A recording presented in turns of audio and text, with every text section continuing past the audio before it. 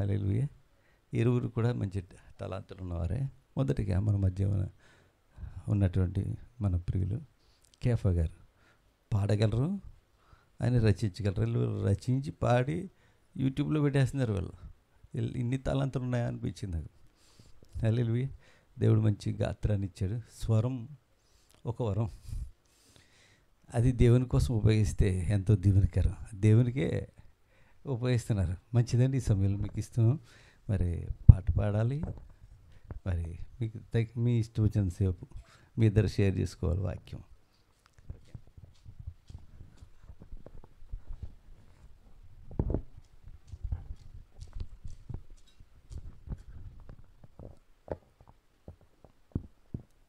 దేవుని పరిశుద్ధ నామమునకు మహిమ కలుగును గాక. మీ అందరికీ వందనాలండి. ముందుగా మమ్మల్ని ఇక్కడ ఆహ్వానించి ఈ సమయాన్ని మాకు ఏర్పాటు చేసిన దేవాది దేవునికి, అలాగే స్థానిక సంఘ సేవకులు లివింగ్స్టన్ గారికి నా ప్రత్యేకమైన వందనాలండి. అలాగే మా బావగారికి, లివింగ్స్టన్ గారి పేరు చెప్పాను, సుదర్శన్ రాజు గారికి వందనాలండి. అలాగే మా బావగారు, ఆయన పేరు ఎక్కువ మేము ఈ మధ్య ఎక్కువ వాడకంలో ఉందండి. సో అందుకే ఆయన పేరు బయటకు వచ్చింది. టుడే ఒక స్పెషల్ డే అని చెప్పారు కదా, ఎంతమందికి తెలుసండి? జనవరి 26 అంటే ఏంటి ఎంతమందికి తెలుసండి? స్వాతంత్రం వచ్చిన రోజా? Republic day. రిపబ్లిక్ డే అంటే మన ఇండియన్ కాన్స్టిట్యూషన్ గణతంత్ర దినోత్సవం అండి. మన ఇండియన్ కాన్స్టిట్యూషన్ అమల్లోకి వచ్చిన రోజని ముందుగా తెలియజేశారు కదా.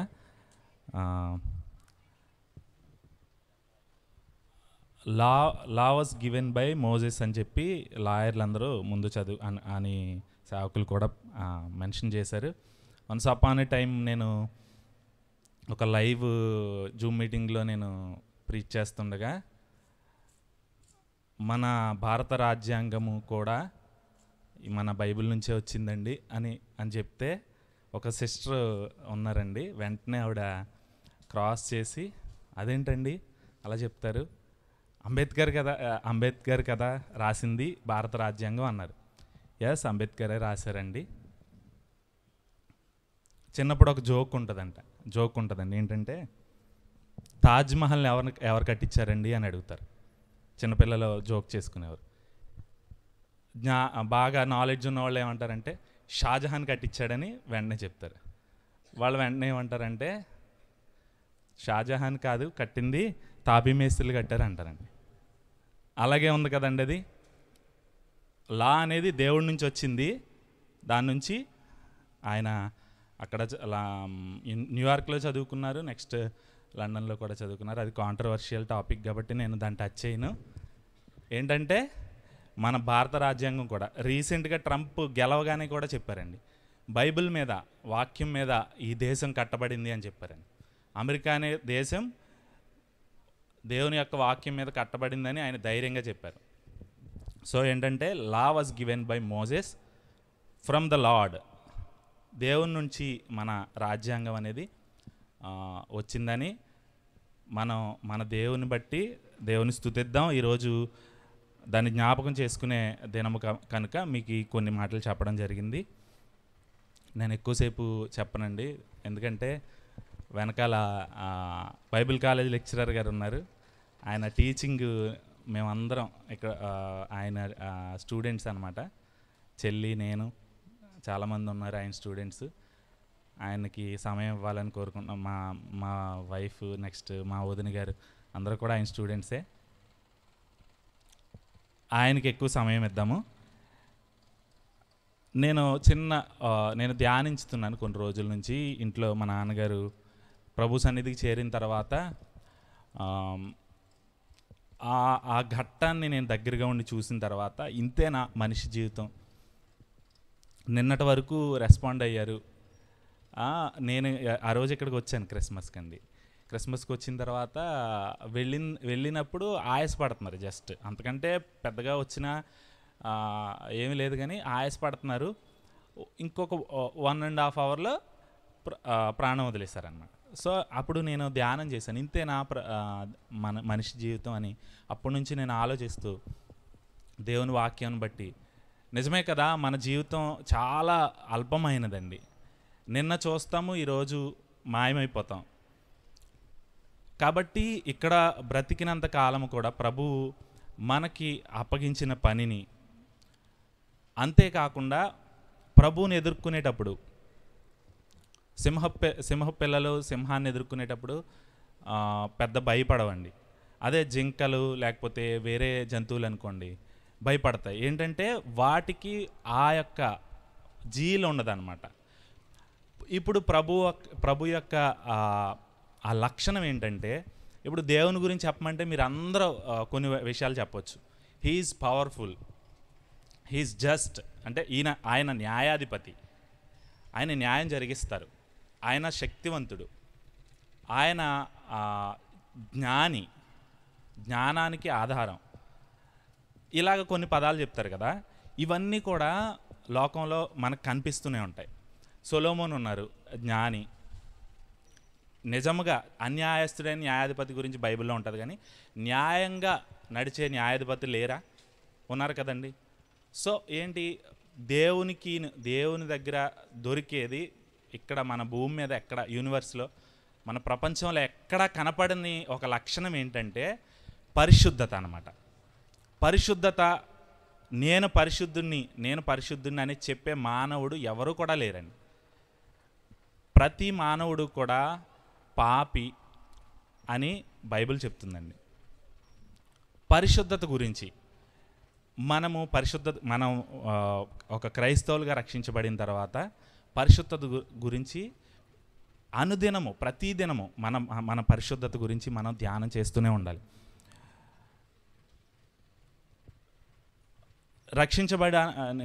నేను రక్షించబడ్డానన్న వారు చేయి చూపించండి ఒకసారి.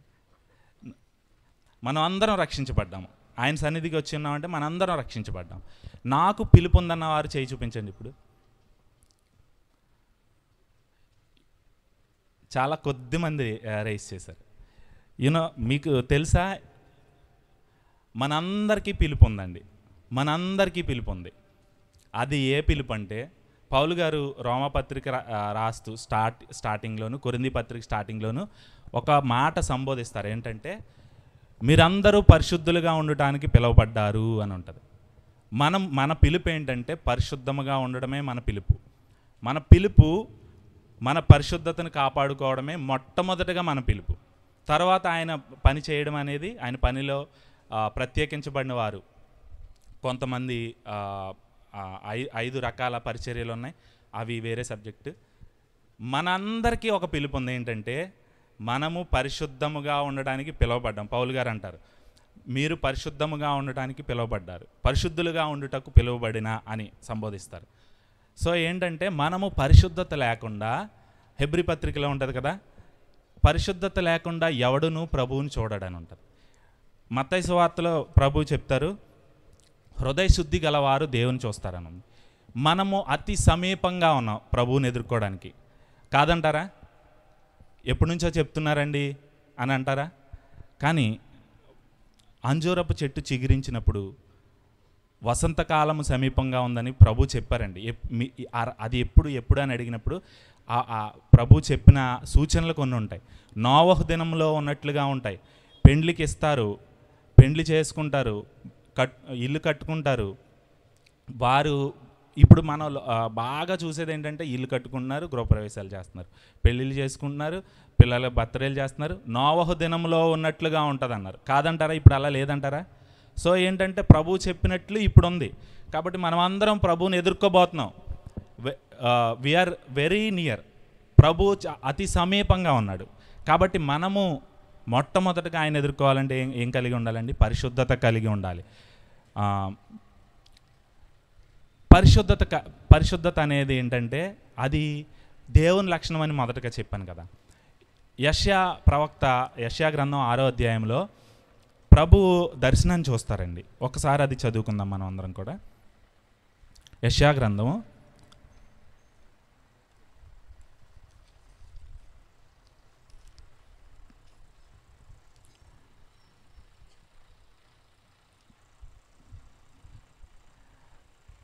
పైనుంచి కూడా మీరందరూ తెలిసిన విషయమే అది. ఆయన దర్శనం చూసినప్పుడు శరాపుల్ని చూస్తారు. ఆ యొక్క జీవులు ఏం చేస్తాయంటే పరిశుద్ధుడు పరిశుద్ధుడు అని పలుకుతున్నప్పుడు వారి కంఠస్వరము వలన గడప కమ్ములు పునాదులు కదులుచు మందిరము ధూమము చేత నిండగా. అప్పుడు ఎవరండి ఈయన యెషయా గారు? ఎవరంటే ఆయన ఎంతో పరిశుద్ధమైన జీవితం జీవిస్తున్న ఆయన, ఎంతో దేవుని కోసం వైరాగ్యము కలిగి ఆయన యొక్క మాటలను ప్రకటిస్తున్న యెషయా గారు ఏమంటున్నారు చూడండి అక్కడ. అయ్యో, నేను అపవిత్రమైన పెదవులు గలవాడను, అపవిత్రమైన పెదవులు గల జనుల మధ్యను నివసించువాడను. నేను నశించి తిని రాజును సైన్యములకు అధిపతి యెహోవాను నేను కన్నులారా చూచి తిని అనుకొంటిని. అప్పుడు శరాపులలోనొకడు, ఆయన అనుకుంటున్నారు చూసారు మీరు, అంత గొప్ప సేవకుడు, మనము సెయింట్ అని భావించే ఒక యెషయా ప్రవక్త, పెద్ద ప్రవక్త అని చెప్పబడే ఒక ప్రవక్త, ఆయన యొక్క దర్శనాన్ని, ఆయన పరిశుద్ధతని చూసిన తర్వాత, ఆయన ఏంటో, ఆయన పరిస్థితి ఏంటో ఆయనకు అర్థమైన తర్వాత, పలికిన తర్వాత, ఒక శరాపులలో నొకడు తాను బలిపీఠము నొద్ద నుండి కారుతో తీసిన నిప్పు చేత పట్టుకొని నా యొద్దకు ఎగిరి వచ్చి నా నోటిని దాన్ని తగిలించెను. ఇది నీ పెదవులకు తగిలెను గనుక నీ పాపమునకు ప్రాయశ్చిత్తమాయను, నీ దోషము తొలగిపోయెను అనెను. చూసారండి, పరిశుద్ధత అనేది దేవుని దగ్గర నుంచి మనకు ఉచితముగా, మనము మన స్థితిని తెలుసుకున్నప్పుడు ప్రభువు ఉచితముగా ఇచ్చే ఒక ఆయన యొక్క లక్షణం అన్నమాట. ఆయన పరిశుద్ధతని మనం ధ్యానించినప్పుడు, సామెతల గ్రంథం 30వ అధ్యాయంలో అగూరు అనే ఒక ఏకే కుమారుడైన ఏగర్ ఒక మాట చెప్తాడు, నేను చదువుతాను చూడండి. 2వ వచనం నుంచి చదవండి ఎవరైనా. నిశ్చయముగా మనుష్యులలో నా వంటి పశుప్రాయుడు లేడు, నరులకున్న వివేచన నాకు లేదు, నేను జ్ఞానాభ్యాసము చేసుకున్నవాడను కాను,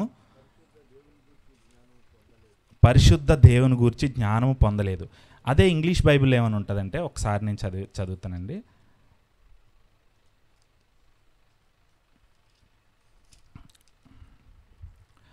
I neither learned wisdom nor have the knowledge of the holy అని ఉంటుంది. అంటే పరిశుద్ధతను గురించిన జ్ఞానము నాకు లేదు అంటాడు ఆయన. పరిశుద్ధత గురించి జ్ఞానము ఎవరికి లేదో వారంటండి పశుప్రాయులు అంట. ఆయన చెప్తున్నాను, నేను పశుప్రాయుడని. అంటే ఏంటంటే మనిషికి పశువుకి తేడా ఏంటంటే, దేవుని గూర్చిన జ్ఞానం లేనివాడు అంటండి పశువుతో సమానం అంట. ఏగర్ చెప్పిన దాన్ని బట్టి దేవుని గూర్చిన జ్ఞానము అంటే పరిశుద్ధతను గురించిన జ్ఞానము లేకపోతేనండి వారు నేను పశుప్రాయుడినని అతను అక్కడ సామెతల గ్రంథంలో మనం చదువుకున్నాం. ఏంటంటే మనము తెలుసుకోవాల్సింది ఏంటంటే దేవుని యొక్క పరిశుద్ధతను గురించి అనుదినము మనం తెలుసుకోవాలి.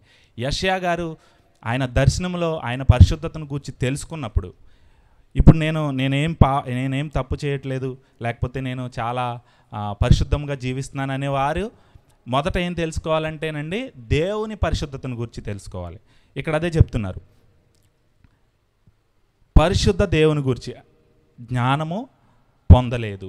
పరిశుద్ధ దేవుని గూర్చిన జ్ఞానము, పరిశుద్ధతను గూర్చిన జ్ఞానం, ఇంగ్లీష్ బైబిల్ అలా ఉంది. పరిశుద్ధతను గూర్చిన జ్ఞానము మనం పొందుకోకపోతేనండి చాలా క్రైస్తవులుగా చాలా ఇబ్బంది పడవలసి వస్తుంది. ప్రభువుని ఎదుర్కోవడానికి చాలా దగ్గరగా ఉన్నాం, దాన్ని తేలిగ్గా తీసుకోవడానికి లేదండి అసలు. ఎందుకంటే పరిశుద్ధ దేవుని మనము ఎదుర్కోబోతున్నాం. ఆయన లక్షణం అనే పరిశుద్ధత మనలో లేకపోతే మిగతా అన్నీ ఉండొచ్చు. పరిశుద్ధత అనేది దీన్ని ఏమంటారండి, పరిశుద్ధ గ్రంథం అంటారు.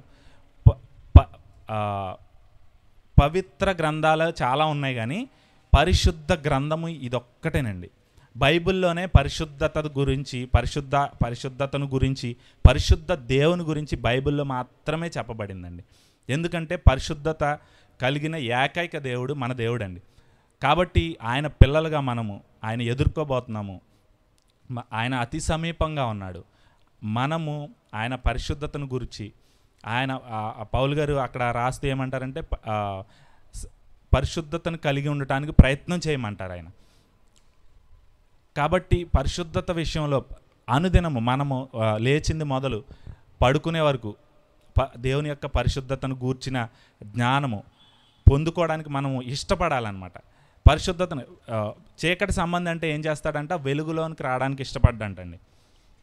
ఎప్పుడైతే మనము చీకట్లో ఉండడానికి ఇష్టపడతామో వెలుగులోకి రావడానికి ఇష్టపడం. ఎప్పుడైతే మనం పరిశుద్ధత కోసం ప్రయత్నం చేస్తామో మనము ఆ చీకటి సంబంధమైన వాటి మీద మనం ఆసక్తి పోతూ దేవుని మీద, దేవుని వాక్యం మీద, ఆయన పరిశుద్ధత మీద మనం ఆసక్తి కలిగి ఉంటాము.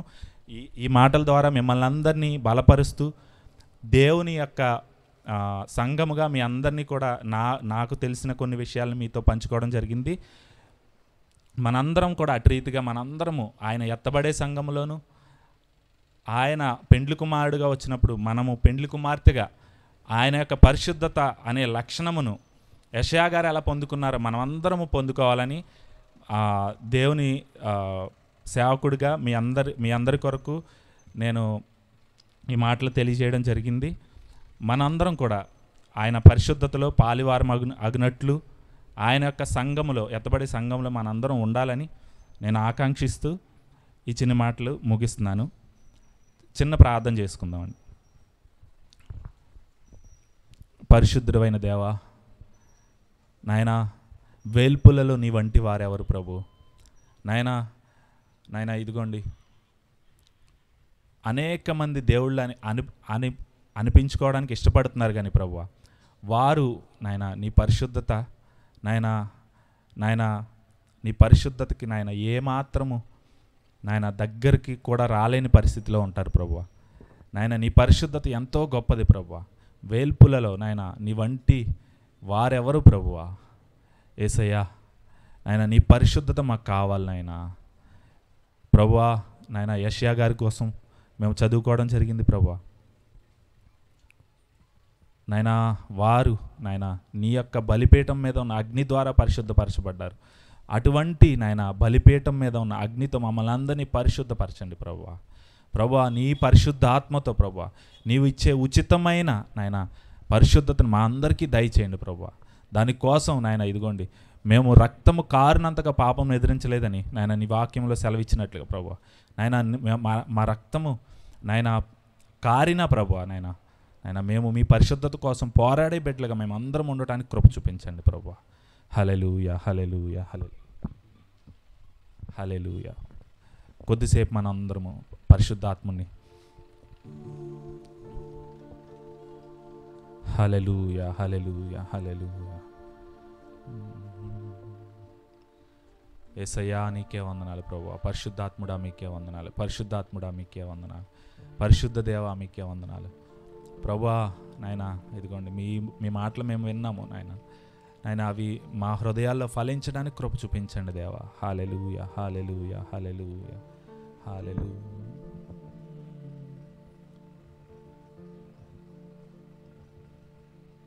హల్లెలూయా, హల్లెలూయా, హల్లెలూయా, హల్లెలూయా.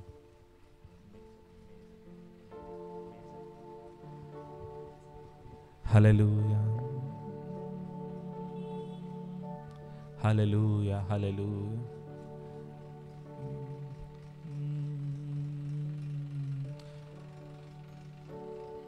సుందరుడా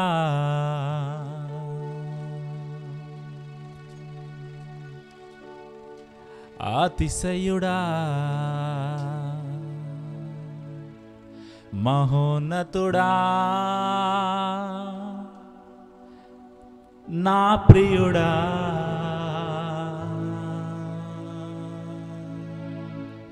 సుందరుడా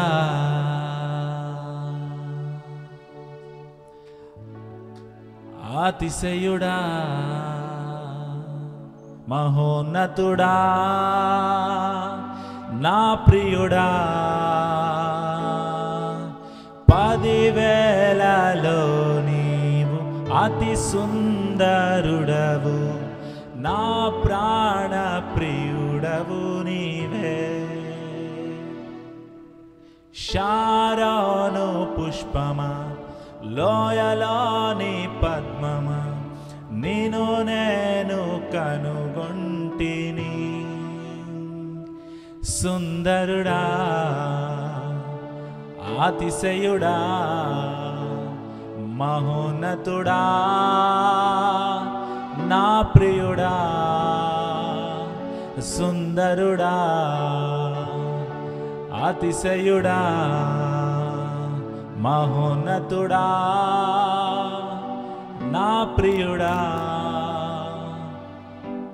యేసయ్యా, నా యేసయ్యా, నీ వంటి వారెవ్వరు.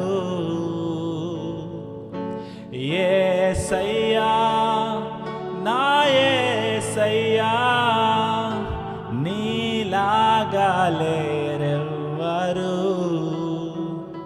సుందరుడా, అతిశయుడా, మహోన్నతుడా, నా ప్రియుడా. సుందరుడా, అతిశయుడా, మహోన్నతుడా, నా ప్రియుడా.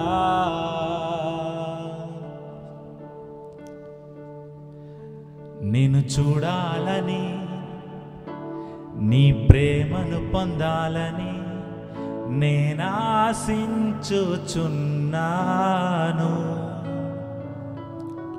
నిన్ను చూడాలని, నీ ప్రేమను పొందాలని నేనాశించుచున్నాను. సుందరుడా, అతిశయుడా, మహోన్నతుడా,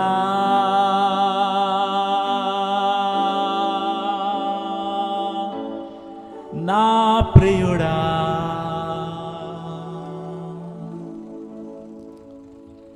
యేసయ్యా, మీరు మాకు దేవుడిగా ఉన్నందుకు మీకే వందనాలు ప్రభువా. మా ప్రభువుగా ఉన్నందుకు మీకే వందనాలు ప్రభువా. మీ పేరును ఉచ్చరించడానికి కూడా మేమందరము అయోగ్యులమైనప్పటికీ ప్రభువా, నీ సిలువలో కార్చిన రక్తమును బట్టి ప్రభువా మమ్మల్ని నాయన నీ ముందు నిలబడేవారిగా, నీ పరిశుద్ధ సంఘముగా ప్రభువా మమ్మల్ని అందరినీ రక్షించుకున్నందుకు మీకే వందనాలు స్తోత్రాలు చెల్లించుకుంటూ, నాయన ఈ సమయమును మాకు ఇచ్చినందుకు మీకే వందనాలు స్తోత్రాలు చెల్లించుకుంటూ, సమస్త మహిమ, ఘనత, ప్రభావములు మీ ఒక్కరికే ఆరోపిస్తూ, మా కొరకు అతి త్వరలో రానాయన యేసుక్రీస్తు వారి అతి శ్రేష్టమైన నామమున అడిగి వేడుకొనుచున్నాను పరమ తండ్రి. ఆమేన్.